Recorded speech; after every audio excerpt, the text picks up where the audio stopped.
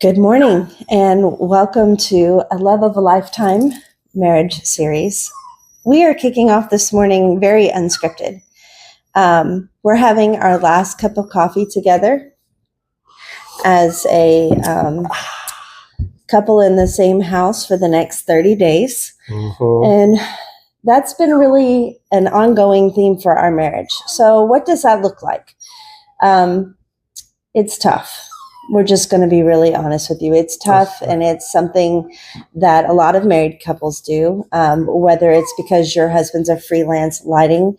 What do you even call your job? See, unscripted. Technician.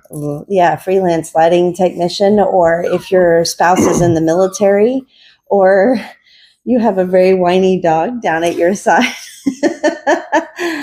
But what we wanted to tell you is that there is a way to maintain a godly and a healthy marriage when it comes to being apart for so long. I think our longest time ever apart was when you were on the cruise ship. He was on a cruise ship for 6 months. It was so tough. And I saw him a total of 9 days in that 6 months because I went on a cruise, a 9-day cruise. And out of that 9 days, I probably collectively saw him about 2 because he had to work the whole time. And I spent a lot of meals eating alone because my daughter darted off to teenage heaven. Teenage heaven. She was in the teen club and she just decided that I was not important on that cruise, but that's kids for you. Yeah. But now that we're empty nesters, it's a little harder. I don't have anyone at home to keep me company, but it's a little easier because I don't have anyone. Except for 2 whiny babies. Except for whiny babies, but I don't have anyone at home to keep me sane from doing things that I can do as a married couple. So yeah. So what are some of the steps to preparing for a journey like this? Let's talk about the fact that when one person leaves the home, the other person picks up all of the extra stuff, taking after the dogs, cleaning up after the dogs, because yes, they're not always perfect. Making sure the yard gets kept up, making sure food gets cooked and that people still eat, like myself. And yes, my husband cooks for me. I do. It is a very big deal for me when he leaves because now I'm responsible solely for cooking a healthy meal.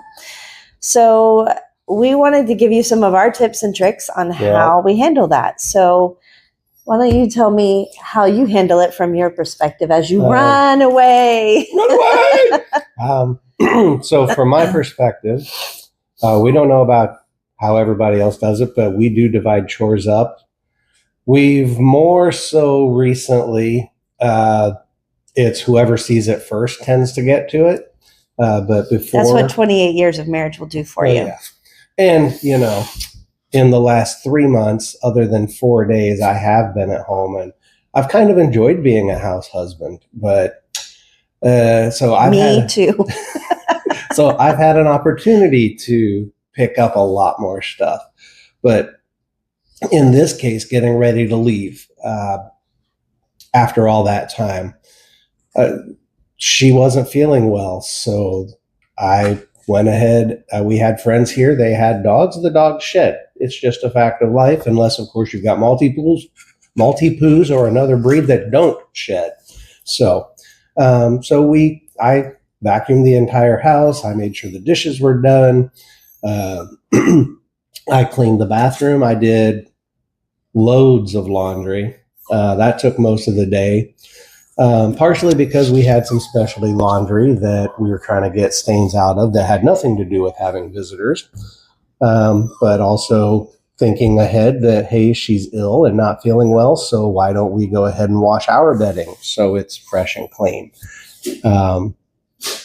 And then taking care of making sure dishes were done, making sure the trash was out already, trying to mow the yard until the hurricane outer bands hit us and stopped me from being able to do that. But so instead, I reached out to a group of men at the church, and one of them has said he would be willing to come take care of the yard while I'm gone. So just thinking Yay. ahead, yes, it'll be great. Because while we have a self-propelled mower, it still takes a while. But just thinking ahead to how can we alleviate the burden on the one left behind and trying to lift that off and show our love. For those of you who don't know, our love languages, we learned them, the 5 love languages. If you haven't heard of them, it's from Chapman. Great book. We can tell you more about it in the link below. Yes. But one of the things I learned was that my love language was acts of service. So all and day. Quality time, which makes it hard when you're gone. But which made Thursday, as I lay sick on the couch, such a beautiful moment. I just felt like Steve was screaming through the house, I love you, I love you, I love you, as he cleaned and did dishes and, washed bedding, put it back together, and made sure our house was ready for him to leave. It really spoke volumes of love to me. If you don't know your spouse's love language, I highly encourage you to learn it. You can tell them you love them all day, but if you're not meeting them in that place in the way that they receive love, it's not always translated correctly. And so it's not that they don't know that you love them. They just don't feel it the way that they would normally if it was through their love language.